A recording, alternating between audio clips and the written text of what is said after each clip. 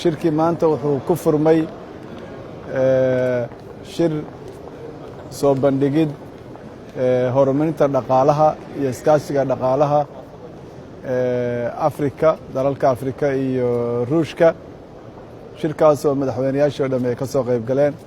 shirka waxaa furay oo ka hadlay madaxweynaha Ruushka Vladimir Putin iyo madaxweynaha Masaarida El Sisi oo ah gudoomiyaha ururka Afrika sanadkan. waxaa kaloo jiray panelo ka sheekeynaya xiriirka Afrika iyo xiriirka dhaqaale ee Afrika iyo Ruushka heerka uu marayo, caqabadaha mararka qaarkood haysta iyo opportunitieska ama fursadaha jira.